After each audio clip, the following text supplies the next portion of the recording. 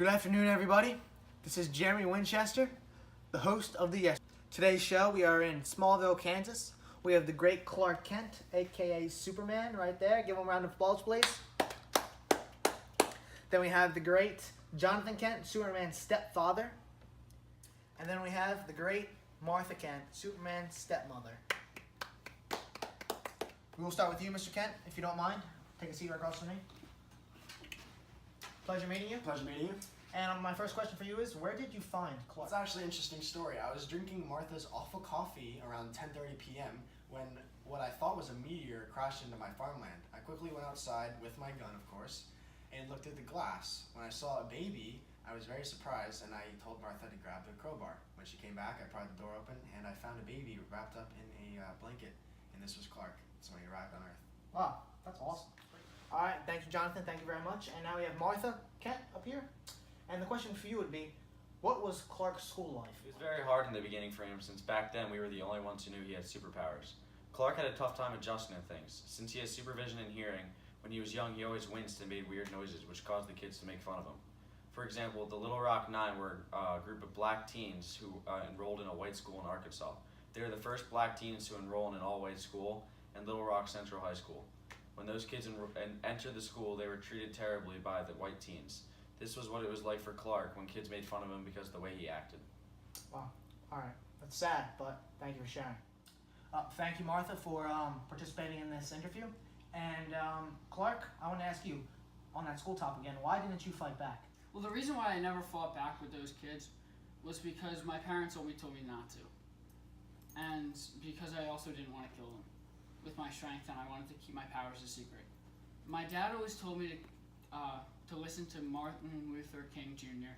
when he said to fight with your words and not your fists. Another example was the Birmingham campaign.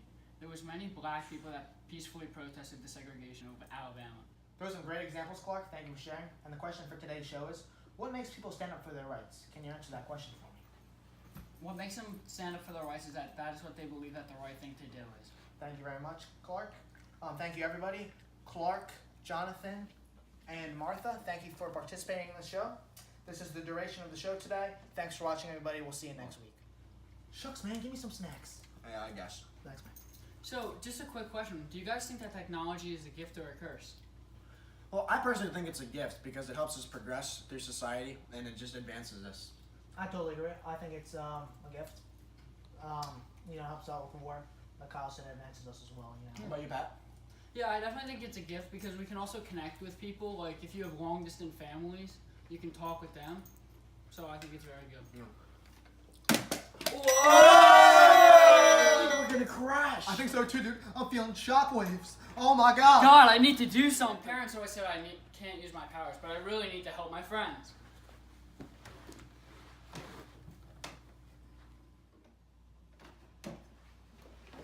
There he is. Sir, how did you do that? Like, Guys, I'm not taking questions right now. How did you save all those people? I'm not taking questions.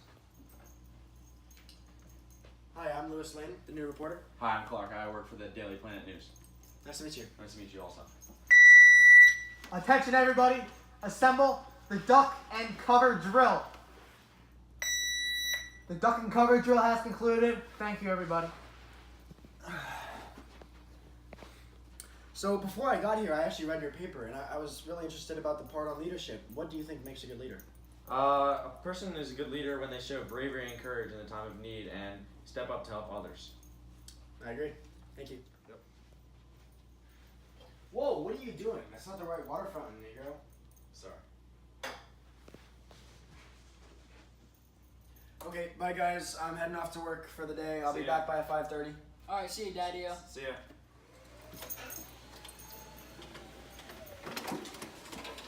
Hey, Mom, can you make me some lunch? Yeah, sure. Let me clean up the mess. I'll be right back.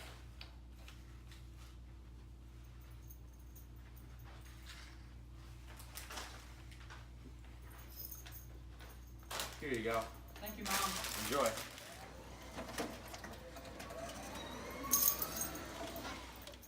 Hey guys, just got home from work. How was your day at school? Hey, Dad. Well, today at school we were talking about does society change culture or does culture change society? I personally think society changes culture because society is a people where culture can be changed. It's like norms can be changed. I personally think that culture changes society because culture was passed down to the society from generations and generations, and it basically decides how people act in family events and how they eat. Khrushchev's secret speech. Khrushchev said that the former president Vladimir Lenin had warned that Stalin was likely to abuse his power. For example, Stalin used mass terror in the Great Purge in the mid-1930s.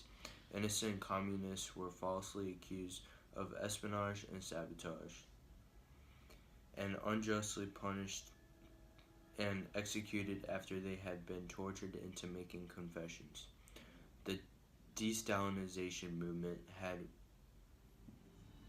repercussions in the communist countries of Eastern Europe.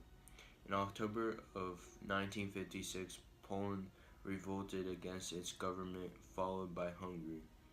Khrushchev introduced a new policy of reform communism to humanize the Soviet system without sacrificing its ideology, such as producing consumer goods. Mr. Khrushchev, what happened at the UN meeting on October 12, 1960? What happened at the UN is that the Soviet Union has a superior missile. What did Khrushchev tell the US? He said that the Soviet Union had a superior missile over the US, and he publicly challenged the US. He boasted about the Russian rocket program, but wanted a peaceful rocket contest to let the world know who was the stronger power.